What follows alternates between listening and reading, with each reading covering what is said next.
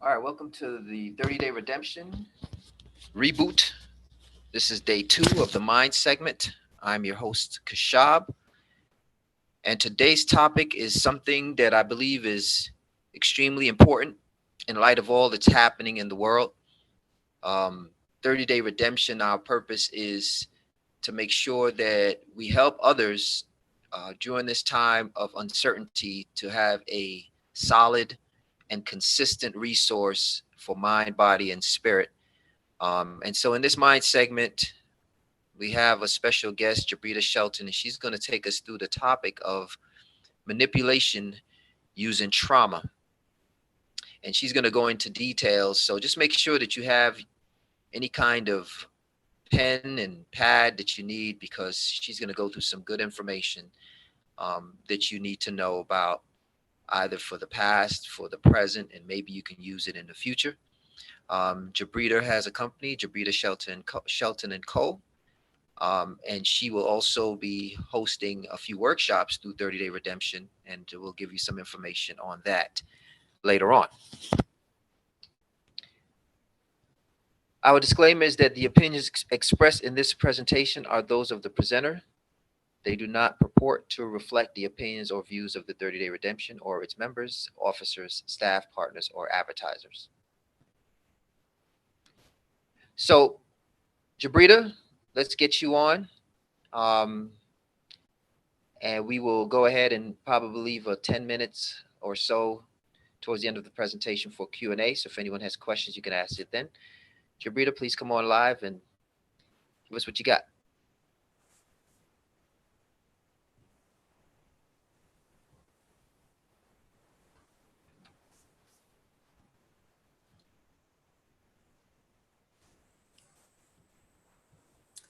Hello, hello, hello. And thank you for joining us today. I just want to give it up to Shab and to Rafaela for all of the tremendous work that you all are doing in this community. So thank you for having me today. And without further ado, I'm going to go ahead and jump into our presentation of manipulation of trauma. The manipulation of trauma. Okay.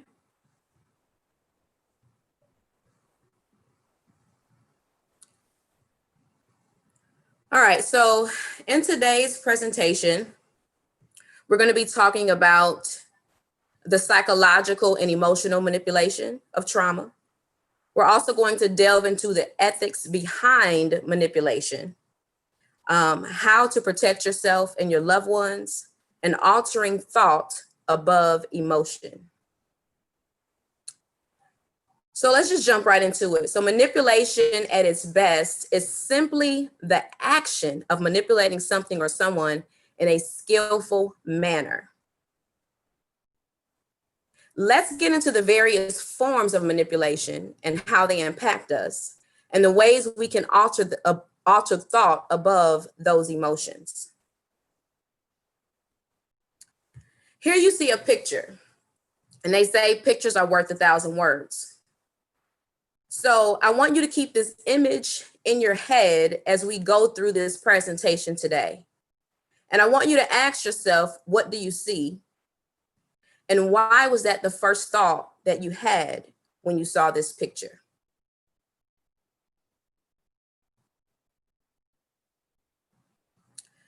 So what is psychological and emotional manipulation? Psychological manipulation is a type of social influence that aims to change the behavior or the perception of others through indirect, deceptive, or underhanded tactics. By advancing the interests of the manipulator, often another's expense, at another person's expense, these such methods could also be considered exploitive and devious. So let's be very, very clear. Psychological manipulation is a type of social influence, okay? The psychological vulnerabilities of the opponent is usually adopted to know what tactics are likely to be most effective and what those weapons of most effective are against them, are used against them. So we have a lot of controlled bias in these practices of psychological and emotional manipulation. So psychological manipulation changes the perception or behavior of others through being underhanded, being deceptive, or even abusive. They even use forceful and abusive tactics. Such methods are often considered as exploitive, abusive, devious, deceptive, and is often used in an attempt to control the behavior of others.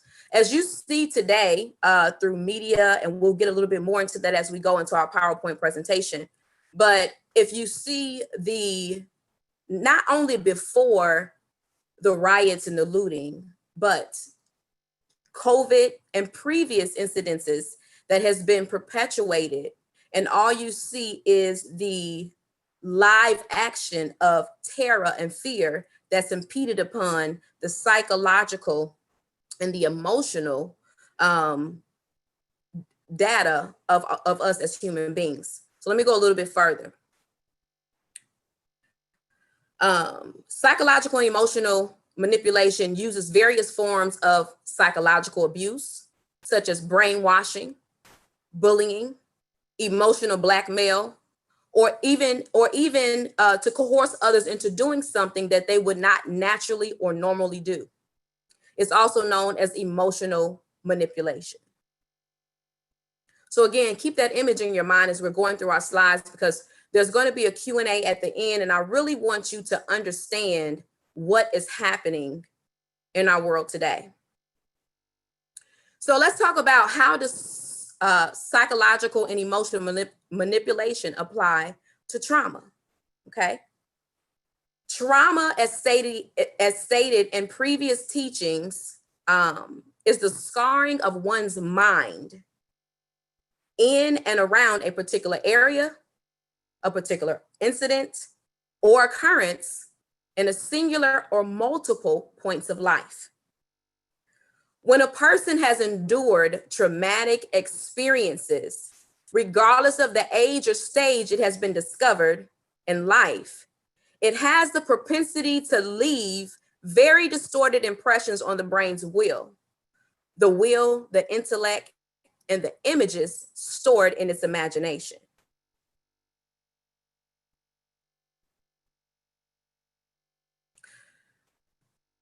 So how does psychological, emotional, and emotional manipulation impact daily living? As you can see, we have a list of things, and we're going to go through each one of them. But I want to give you a list, and then we'll go in deeper detail or deeper explanation of what those include. So social influence. Social influence, we're specifically talking about all of the channels in which platforms of social networking, social influence, your Facebook, your Instagram, your TikTok, your Twitter, your Snapchat, all of those of various sorts play a huge part in our psychological and emotional channels of manipulation in daily living.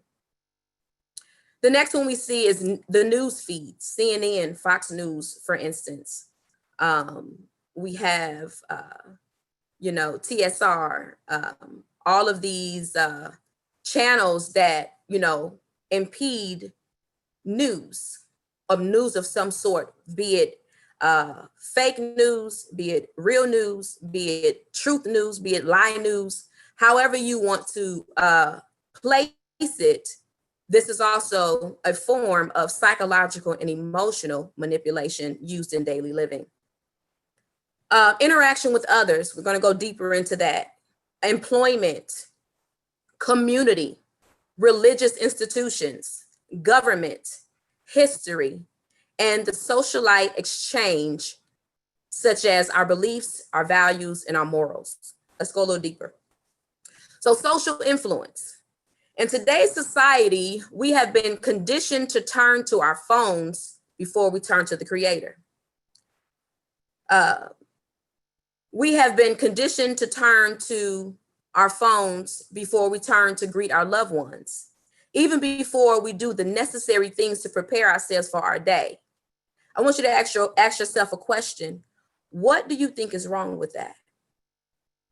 If the very first thing you do before you say thank you for today, the very first thing you do before you greet those to whom you say you love, the very first thing you do is to open and avail yourself to outside sources of information that plays into the psyche and the emotional wiring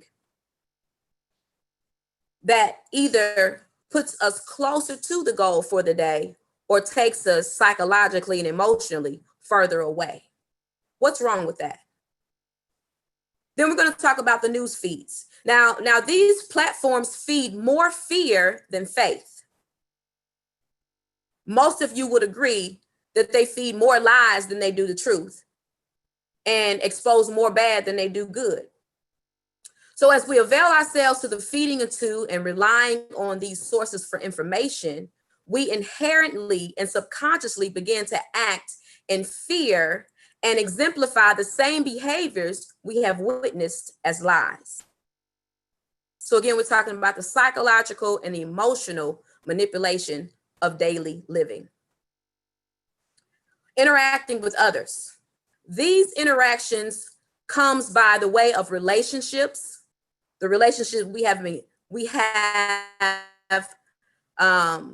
been given with ourselves, how we view relationships based on the examples we witnessed, and how we interact with those in close proximity, and surrounding as results of our own traumas and the ability to heal, evolve, or stay stuck within that trauma.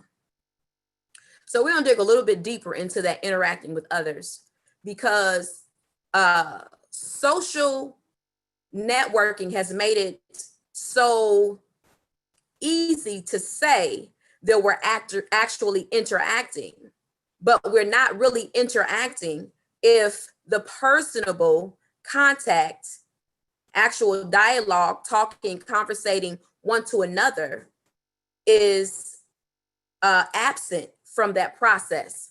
So we have adapted these psychological and emotional behaviors, or witnessed these behaviors as normal, when the reality is they are abnormal, very abnormal to our well-being as human beings. Let's talk about the employment. So as employers, we are subject and bond to policies, procedures, and cultures that of adapting mindsets we don't necessarily agree with 100% for the sake of providing income to sustain your basic needs. I'm gonna say that again.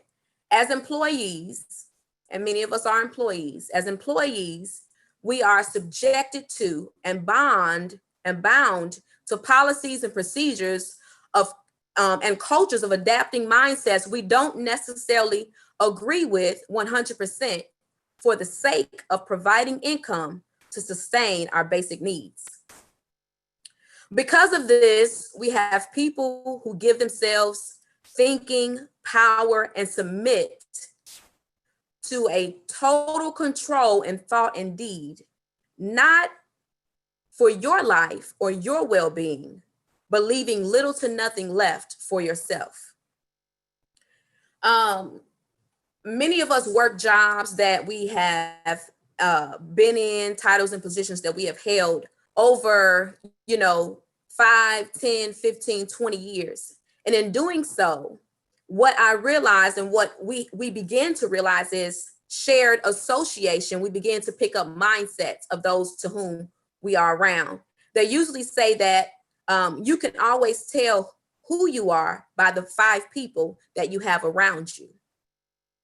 That being said, if the majority of your time is spent being an employee, adapting other policies, adapting procedures, adapting ethics and codes of conduct from an outside biased view, how much do you have left of yourself?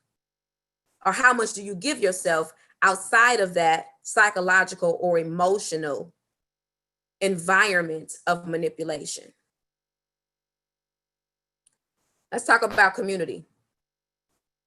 Our community plays into the manipulation because depending on where you live, the aesthetics in which you are around, its sustainability, the opportunities that you have been afforded through the community, it either elevates your thought or it pushes you deeper into low level energy and emotions. This also leads to actions and feelings of either hope or hopelessness. I'll say this. I'm originally from Gary, Indiana, Chicago, Illinois, however you want to place it or put it on the scope of home for me. And I lived in a very underprivileged or underserved community where the opportunities were not limitless. In fact, every other corner was either a church, a liquor store, a chicken shack, or a gas station.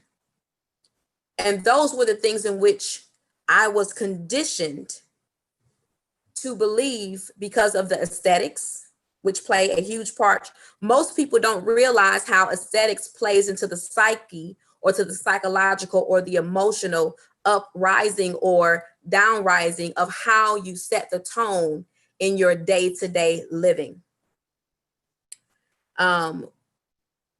Color is another thing that plays into the psychological and the emotional aesthetics of your daily living. So when I lived in that neighborhood or lived in that community, even just in January, I just went back home and I hadn't been home in about 7-8 years. But I remember when I left in 2011 and the buildings that were standing there then, which is now the house that I used to live in is the only house that is still standing on the block in which I lived prior to moving away. I remember waking up one day when my children were very young and I looked around and I said, I don't want to be here anymore. I want something better. What I didn't realize then is that my environment had played, or my community had played such a significant weight and role in my psychological and my emotional well-being. So I'm gonna go a little bit further into religious institutions. While this is a tough restraint to break, it is necessary. I'm gonna say that again. While this is a tough restraint to break, it is certainly necessary. Religious is not only religion, but it is the ability to do something over and over, even if that something does not serve the greater part of yourself or those you love.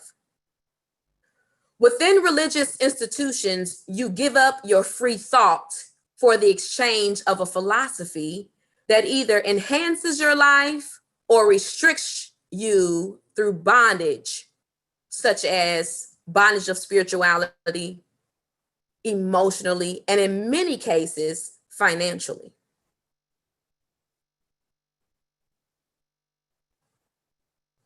Let's talk about government. And I'm probably going to spend a little bit more time on this one specifically because of what we're dealing with today. So let's talk about it. Government. We're currently facing one of the greatest examples of government manipulation in history. I'm going to say that again. We are currently facing one of the greatest examples of government manipulation in history. Well, at least in the history of my 40 years of life, the government being the largest sector of natural power and influence. I'm sorry, let me say that again. The government being the largest sector of natural power and influence has and continues to use psychological manipulation by the emotional exploitation of this country and the pain Black people for far too long has had to deal with. It is systemic design, and in many cases, we have failed to maintain power as a collective people, therefore ending in surrender to the oppressor. When I was preparing for this presentation, I took into account, into effect, all of the many things that we have been encountering from one situation to another. Here we are, country, the world has been shut down due to COVID-19. We were restricted from going out of our homes without being masked, without being gloved, restricted from having social interaction with our peers, our friends, our families, our loved ones, forced to look at life from a more secluded perspective. How is it that not even 30 days of the states being reopened, now we are in an uproar for the totality of injustices that has been done repeatedly over and over and over again? As I thought about the government and its role in manipulating trauma that has been borne on the backs of our forefathers and those who have gone before us and those who still today stand with us, when I thought about the anger,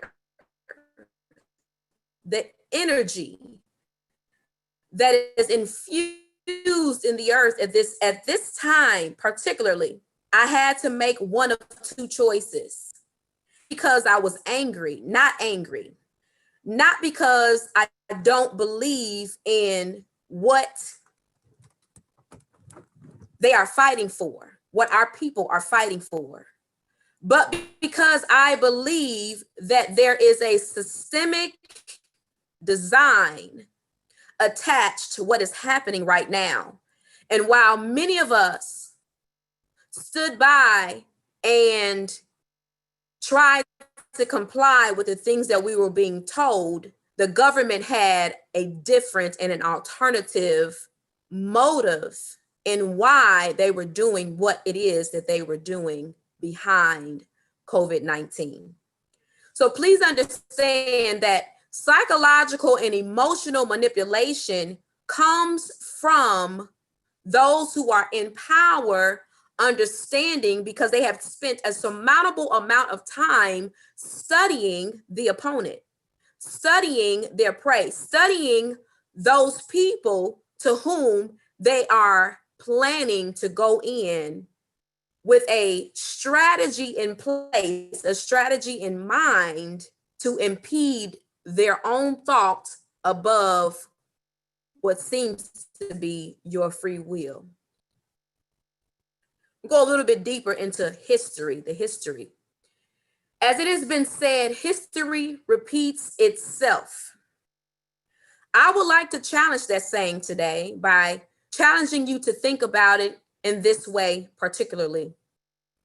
History repeats itself until we find solutions, new solutions that has real impacting change, that can be both duplicated effectively and communicated in various ways so that those being affected can have a more meaningful understanding and be careful to protect it at all costs. Please understand that what is happening today is by design. And many of us in our anger are falling into the belly of the design. Why are we doing that? We're doing it because, first of all, the emotion of anger, we know it all far too well. But it's just not about anger. It's about the design of injustice and us having to lay on our backs and take it over and over and over again. Today, I want to give you some solutions on how we're going to be able to make some shifts so that we can be more organized and strategize new ways to, one, get above, alter our thoughts above the emotion of the psychological and emotional manipulation. So let's talk about the socialite, the societal exchange. Okay, this is the societal exchange. These are your core beliefs. Okay, these are your core beliefs, your values, your roundtable discussions with your children. These are discussions at your tables, discussions in your homes, in the privacy of your own homes. This is this being a way of life, so much so that when other beliefs try and impede your belief system, it plays its own defense in expelling the lies, the myths, and maintains its own moral control. It does not matter what is evoked externally. You have to make a choice of what happens internally and how you choose to deal with it in the corridors of your own home, within your own family, amongst your children and those to whom you are responsible for. So let's look at the ethics behind manipulation. I want to talk about that for a little bit. The ethics of manipulation. Ethics, the moral principle that governs a person's behavior or conducting of an activity. Think about that for a moment. The ethics of manipulation. So this also lets us know that manipulation has its own design. It has its own design. It comes with its own set of rules. Understand this. Ethics of manipulation asks two questions. The two questions it asks is the identification question and the question of evaluation. Let's go into it. So the identification question is based on definition and identification. The question asks, how can we? Okay, very specific. How can we? So the design is, while you are going day to day to do the things that you normally would do, the question is, how can we break their silence? How can we impede control? How can we get them to do the things that we want them to do? How can we? So forth and so on. So how can we identify which forms of influence are manipulative and which ones are not? Manipulation is often said to bypass, to undermine, or to subvert the target's rational deliberation. It is not always clear right? We don't always get it right away. We don't always understand that this is happening right away. There's something that happens that take place that awakens this reaction or this thought as to say, you know, are we being manipulated, or is this some form of conspiracy? So it is not always clear, however, whether this claim is meant as a definition of manipulation or merely as a statement about manipulation. However, let us consider whether the idea that manipulation bypasses reason serve in the identification process of manipulation. Now, what I just said is this. Manipulation, of course, is often said by bypass. So that means that when you're not paying attention, undermine. It means to do it in secret or in private. It means to make decisions that you didn't know were being made. This is the reason why it's important to not only have a seat at the table, but to have counterparts that also have seats at the table so that you can understand and know what those conversations are,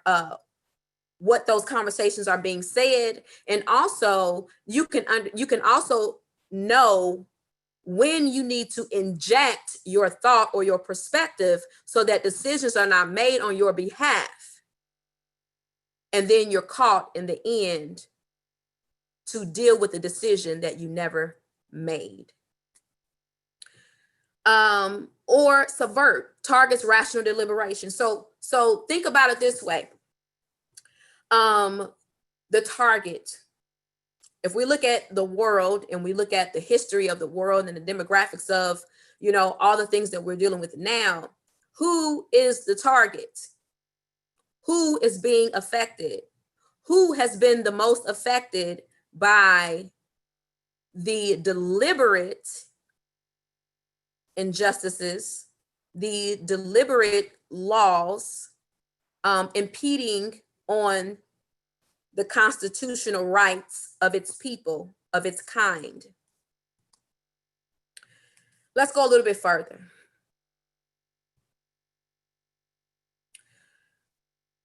The evaluation question. Now, the evaluation question is a little bit different because it is based on morality, the morality of its people or its kind. The evaluation question asks, how should we? So you have identification that asks, how can we? And then you have the evaluation question that asks, how should we?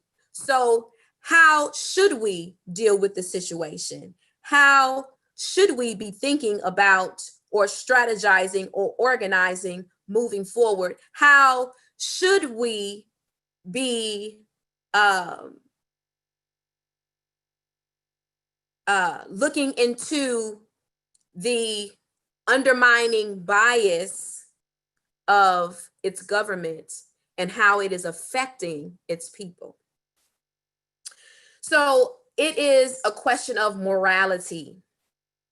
How should we evaluate the moral status of manipulation? Ask yourself the question. From the information that you've received so far, what are some things that you can look at personally that will help you evolve your thinking moving forward as you transition out of the manipulation of psychological and emotional trauma? So subliminal advertising tactics, along with hypnosis and behavioral conditioning, are also commonly portrayed as effective methods to influence others without their knowledge. I'm going to say that again. But before I say that, I remember seeing a post. It was actually a video clip that someone designed and put together. And on this clip, there were sick people walking around, and the majority of them had question marks above their head. But while those question marks were above their head, their posture was bent over, their cell phones were in their phone, and their thumbs were scrolling. So subliminal advertising tactics, along with hypnosis and behavioral conditioning, are commonly portrayed as effective methods to influence others without their knowledge, and thus without engaging their capacities for rational deliberation. What that says to me is that with all of these different channels that we are entertaining on a regular and a very consistent basis, day in and day out, the imprinting of the psychological and emotional subliminal advertising that we are consuming, taking in, not necessarily digesting, but we're consuming and we're consuming and we're consuming, and we're becoming so full and so fat with everybody else's subliminal advertising that we have not even begun to have a rational thought of mind in our daily deliberation when it comes to how can we and how should we. The effectiveness of such tactics is almost certainly exaggerated in the popular imagination. So where does these thoughts live? We see them, we witness them, we consume them, yet they are stuck in our imaginations, in our psychological and our emotional banks. And so the trauma that we have is now breeding on the subliminal advertising of the behavioral conditioning that's been portrayed as effective methods of influence, right? We have given permission by participating. So have you ever heard of not making a decision is making a decision? I'm going to apply that here and say that we are participating in furthering the destruction of ourselves through psychological and emotional manipulation of our trauma based on the sources in which we consume. Now, if we imagine the tactics working as well as they are sometimes portrayed, then they would constitute clear examples of what it might mean to say that the manipulation has definitely bypassed reason.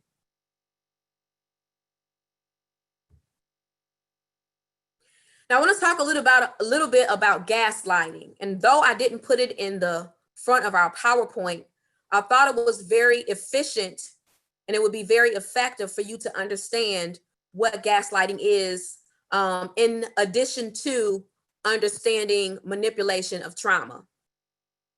So let's get into it. Gaslighting. Gaslighting is manipulating someone by psychological means into questioning their own sanity.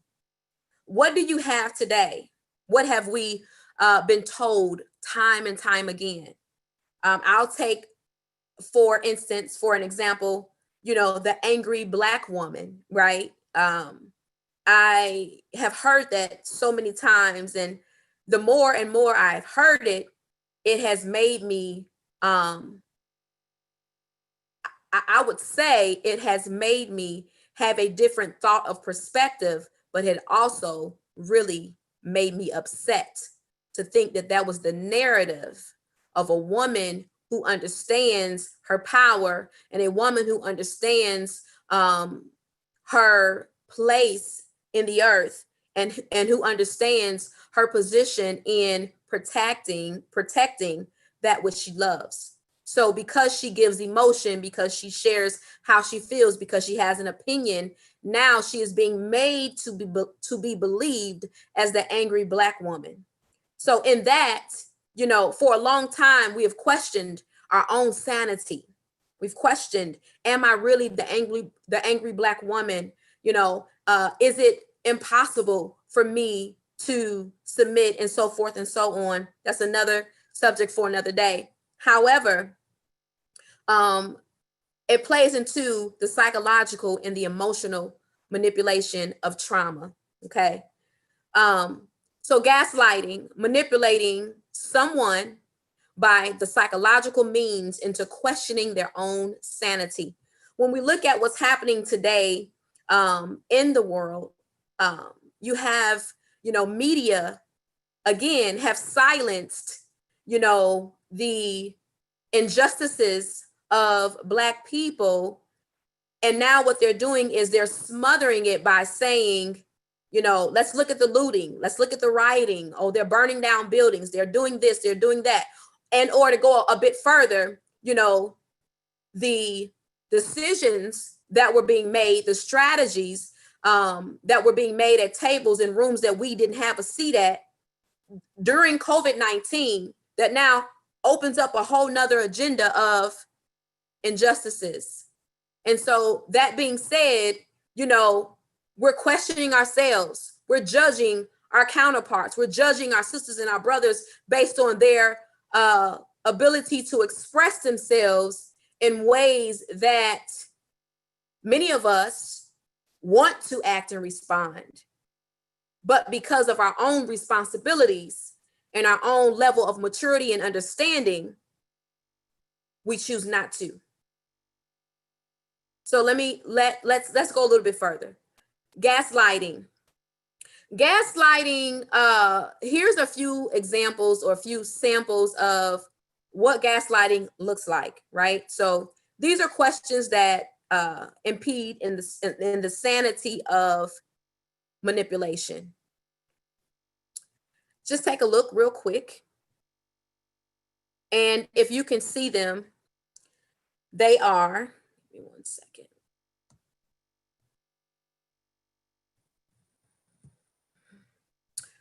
Gaslighting is a form of manipulation and abuse concentrated on making someone doubt reality. How many people have seen what they believed to be true and get a difference of opinion, and now their thought has been altered and they're no longer seeing what they first understood as truth. They're no longer holding to that truth because it's now been distorted with another's opinion. To be believed insanity. It is blatant lying or constant cover-ups. So it is, saying one thing, as we have seen exemplified in our government, saying one thing, but actually meaning another. The actions contradicts the words and the broken promises. Oh, we're going to do this, or this is going to happen, and that never happens. So as a result of that, we're constantly making promises that we're not keeping. No accountability. Feeling like you have to defend reality. That is one of the most prominent things that we're dealing with right now. Feeling like we have to defend the reality of injustices while we are still being promised lies and the actions are not congruent to the promises delivered. Your self-esteem slowly erodes away, and you begin to question what is real. You start to think you are bad or crazy, or do I really fit those stereotypes? You begin to denying conversations or events that they ever happened. oh, have you ever heard the term, you know, don't let your left hand know what your right hand is doing? So, no, I didn't do that. Oh no, that didn't happen. Oh no, I never said that. Those types of behaviors are what I'm referring to when we talk about gaslighting. And then last but certainly not least, manipulating others to see you differently. So you want to paint this picture that, oh, I'm this good person. I am, I have it all together. You know, there is, you should listen to me. And what I'm saying is right. And what I'm saying is true. And it's my way, or you're wrong about anything that you think outside of what I am perpetuating. So here's another form of gaslighting. These are things that actually are said out of people's mouth, out of the manipulator's mouth. You're crazy. That didn't happen. Why are you so sensitive? I'm just joking. That was just a joke. I really didn't mean anything by it. But in all honesty, it was their truth. You're overreacting. You must be confused again. That's not right. You're remembering things all wrong. And what are you talking about? Just calm down. So we have seen this behavior from our own government. We have seen these come through from the head of state in such a way that, no, we are not the ones who are crazy. It's the one who seems to believe his own lie that is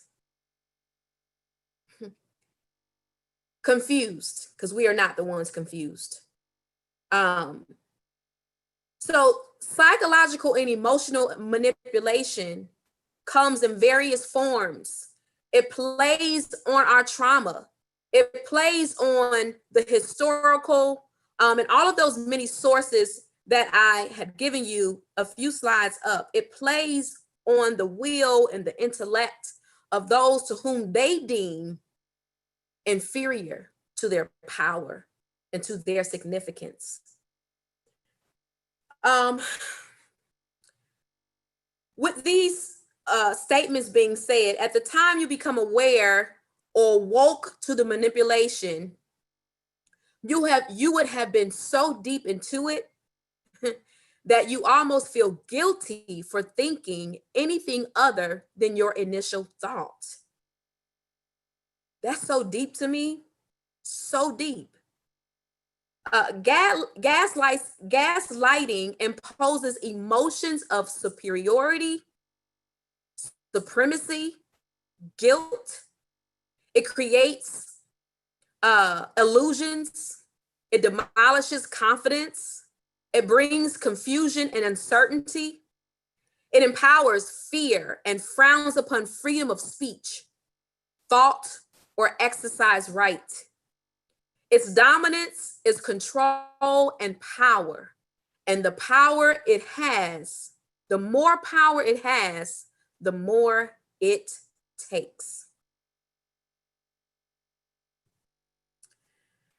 So I want to talk about protecting yourself and your loved ones from the psychological manipulation.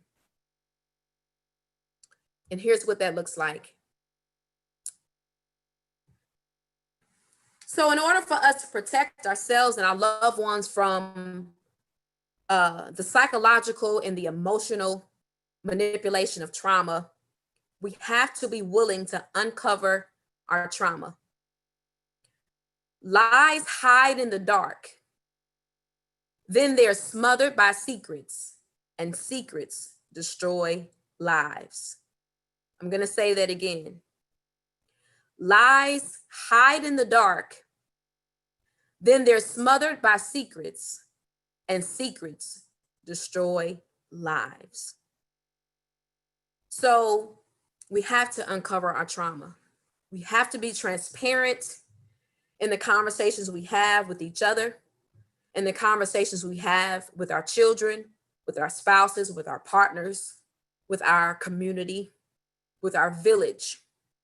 We have to stop hiding and acting as if it doesn't exist, because it's very real, very relevant, and we're constantly being triggered by those traumas that we have lied to ourselves about, lied to our children about, to our spouses about, and that we have not healed through because we continue to bury them in secret. The next thing is that we have to develop a system of truth and liberty without judgment. What do you mean by that, Jabrita? Develop a system of truth and liberty without judgment. This means to release yourself from guilt, from shame and judgment first. Then, after you have done that, go back and save and set free your village. Go back and tell your story, not from a victim standpoint, but from a victor standpoint, to infuse and empower those within the parameter of those you love. The next thing you need to do is don't be afraid to seek help. Help is available to you. Help is available for you. But you have to use wisdom in the help that you're seeking to help you through this process. So once you have been enlightened, it is your duty to teach what you have learned so that generations preceding you don't have to experience the same pitfalls in life.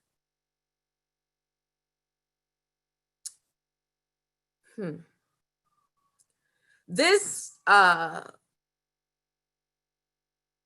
not being afraid, taking courage, having courage, and being unapologetic in your courage to take this pursuit, to alter your thought above your emotions when it comes to the psychological and emotional manipulation of trauma.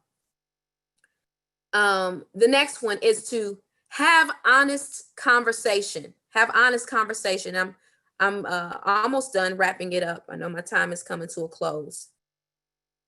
So you have to control the narrative by sorting your truth from the many lies you are fed daily. When you can be honest with yourself, it makes it easier to share an honest space with others, okay? It also fosters self-forgiveness and grace and love. And then you have to establish new norms. Tashab spoke about this on yesterday. I won't go into it. You can get the replay, but I did want to kind of just touch on that just a little bit and reiterate a little bit of establishing new norms. So define what your values, what your beliefs and your morals are apart from those fatal family traditions, the things that we've done without question, the things that we've done because they were done before us. Do things in a manner of understanding, okay? Seek understanding and give understanding to that which you have began to understand. Affirm what needs to be affirmed, comfort what you uncover, and find new ways to create new experiences that fosters acceptance, healing, and truth. And in our closing, we're going to talk about altering thought above emotion. So we alter thought by reconditioning our minds and adapting new normals, being accountable, and practicing accountability with those to whom we have the greatest influence over, and have fostered the greatest impact. We alter thought above emotion anytime we have an opportunity to behave in a predictable manner, yet choose to counter those sabotaging impulses with controlled and organized responses. When we expose the lies, we choose to forgive the person who injected the lie. Altering thought above emotion, when we recognize how manipulation has played into our traumas and into our fears and our anxieties, and we put a stop to it by educating ourselves and teaching others what has been learned through that experience. We alter thought above emotion. When that happens, you are in the face of your offender and choose to expose their pretense of power and control through systems and systemic design. Altering thought above emotions is it's not suppressing how you feel, nor is it passing judgment because someone else chose to act or respond differently than you would. However, it is making a decision to take personal responsibility in protecting and preserving your life. Altering thought above emotion is inevitably a personal choice. It's personal. It's a personal choice that when implemented speaks volumes of the person you are and the lives you are responsible for protecting. I hope that something was said in today's presentation that causes you to think, to have a shift in perspective as you move forward in dealing with and understanding the psychological and the emotional manipulation of trauma. With that being said, I am now open for questions and answers. Thank you so much for your time, for your attention. And again, to Shab and Rafaela, thank you for allowing me to be a part of 30-Day Redemption. Thank you. Presentation, we always want more because each one of these modules, they need additional information. So if anyone has any questions, you can unmute your mic or you can type your question in the chat so we can have Jabrita answer the questions. If no one goes first, then I'll go first. Is it possible, or have you seen in your experience the victim of manipulation turning around and becoming the perpetrator of manipulation? So someone enjoying victimhood to the point where they begin to manipulate those who empathize with them. And what is that called? Absolutely. It is actually called Stockholm Syndrome. Usually when the oppressed take on the identity of its oppressor and begin to act and or deliberately respond in correlation with the witnessing of exchange.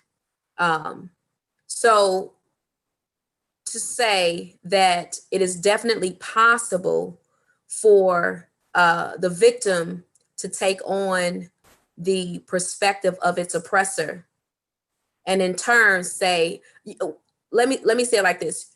You begin to get things like, oh, we're not angry. We just want you to forgive. We want to forgive the offense of what has been done. But behind that, there is a completely opposing agenda. And so the manipulation, so I was standing on the left. Now my oppressor is on the right. And so I'm shifting so that I can align myself with what I've witnessed. And in turn, I begin to manipulate those who are standing on the opposite side of me. So it's also a way of continuing the control, the power, the influence, and perpetuating the lie. But it also identifies with, again, the how can we versus, how can we versus, I believe it was how should we. Now, when a victim turns perpetrator in that scenario, is that more a survival mechanism, a defense mechanism, or is it an actual choice that they're making? Is it something where it's just they get so caught up with the personality of the offender that they begin to mirror them, or is it more so a deliberate um, a deliberate choice to become like the offender? Um, it is, in my opinion, okay, I'm going to say that, in my opinion, it is always a choice. However, understanding that the options of choices may be limited, meaning I may be in fear of my life. Therefore, I go along with the oppressor so that my life can be spared in its process. And or I am deliberately making this choice in correlation with the witness because psychologically something happened that caused me to believe their truth as my own. Very good. Thank you for that. Mm-hmm. Dana has a question. She says, great presentation. What distinguishes manipulation from other forms of influence that are neither coercion nor persuasion? I'll read it again. What distinguishes manipulation from other forms of influence that are neither coercion nor persuasion? What influences? What distinguishes manipulation Mm-hmm. from other forms of influence that are neither coercion nor persuasion?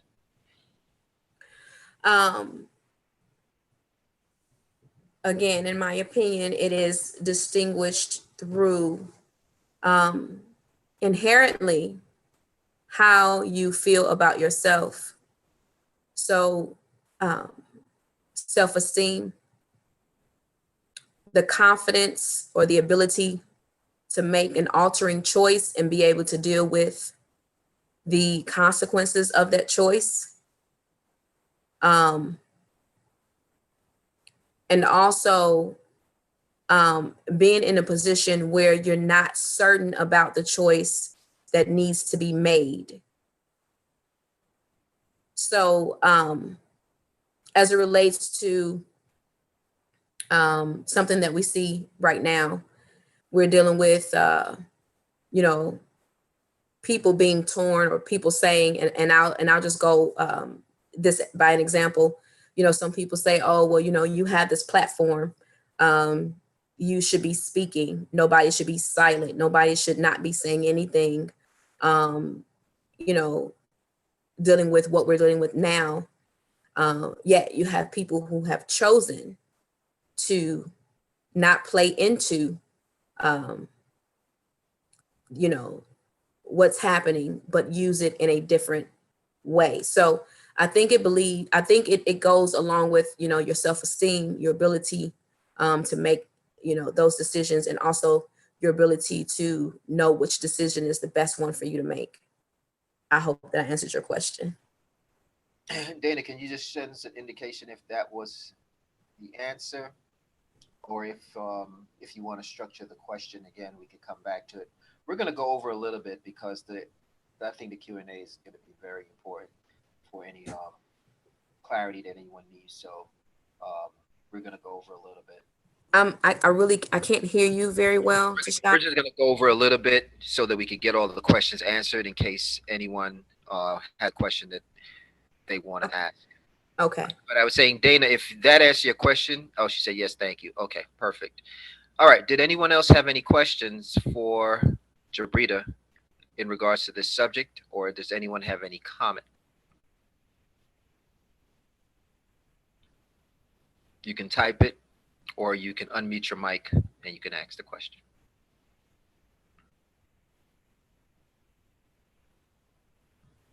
They're going easy on you like they went easy on me, Jabrita. I see. I see. Let's see. See if anyone types anything. Okay. Gaslighting. Someone says gaslighting. What is your question about gaslighting? How do we put that gas out? How do we put the gas out for the gaslighting? The best way that I can explain that is in gaslighting. You again, what I stated was that you have to first identify. Once you identify what your traumas are, and you identify, um, those triggers in terms of, it could be, relational, it could be environmental, it could be, you know, within the context of something past or something present. Once you identify what those are, you have to begin to educate yourself around those triggers, right? And those traumas. Those triggers are there to as an indication that something is wrong. You're upset, your deep breaths, your getting upset, all of the different things that happens when we're triggered emotionally. Those things are there to as an indicator to let us know that something is wrong, and so or it's something that I don't agree with. And so in gaslighting, when you have people who puppeteer, remember, go back to that image that I showed in the beginning. It's almost like the person that you deem superior or practices supremacy, or holds that weight in your life, and they know that they are pretty much puppeteering by, oh, that didn't happen, or no, I never said that, those types of things. When that happens, you need to be able to stand true in what you have been able to identify as real for you. Don't allow yourself to back down from something that you have had a response to, whether it's a negative response or a positive response. You have to educate yourself around, why do I feel that way? What happened when this is what happened when you said this to me? This is how I felt. Your body posture, your thought as it relates to yourself, and your thinking as it relates to the environment or the relationship or the conversation you may be engaging in, or whatever that may be.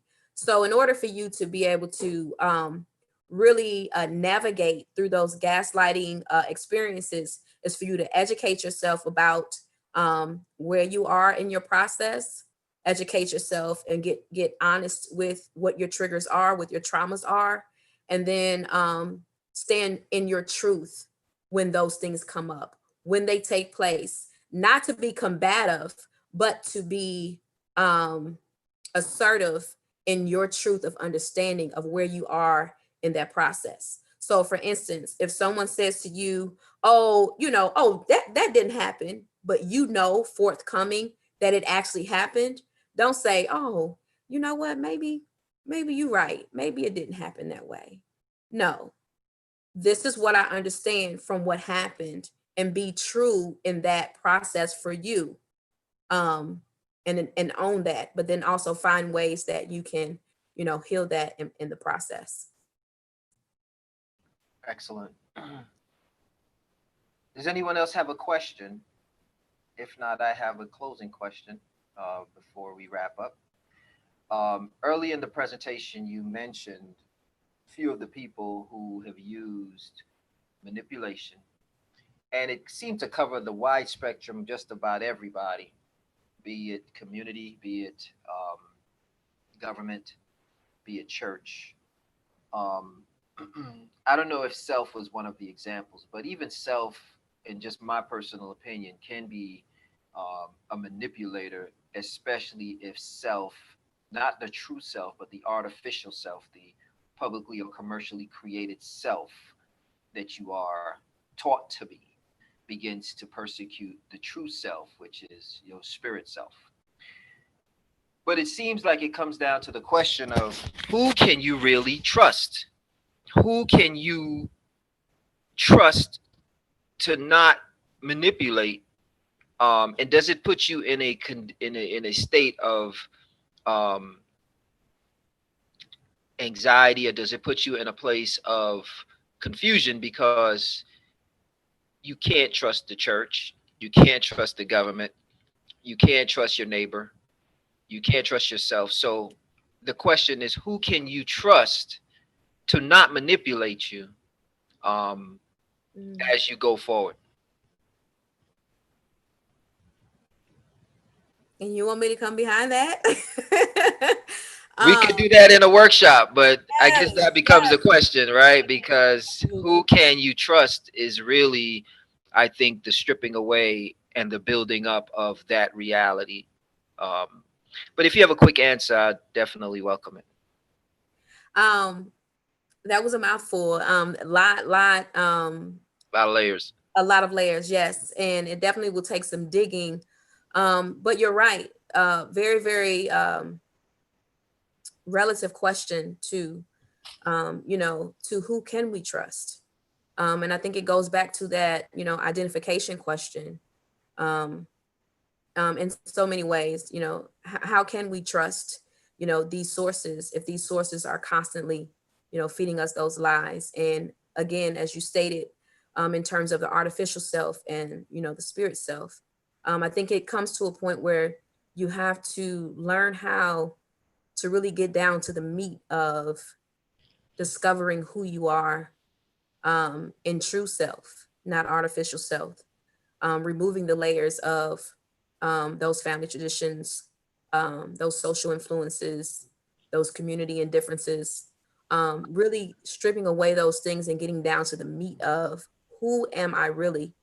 And then once you discover that, what about me can be trusted? What about me do I know to be true? Um, and then finding like-minded people or like-minded individuals, I believe, who have, um, they won't be identical, but they will be more collective than they would isolated. And then embody your yourself around those people who, will protect that what you have learned and also help pull out of more of that truth, within you. Excellent. I'm going to, if you can unshare your screen, I'm going to share the final screen. But I wanted to thank you personally for putting together this presentation. It is an exhaustive subject. So, within 1 hour, we were able to kind of hit the tip of the iceberg. But it is a subject that requires deeper investigation so that people can be healed. Because essentially, what we have going on is um, a lot of manipulation mixed with a minimal amount of understanding. Even as we go deeper into June and the uncertainty of knowing, well, now that the National Guard is in the streets, what does that mean? Is it going to go from manipulation to straight up and down Nazi Germany 2020?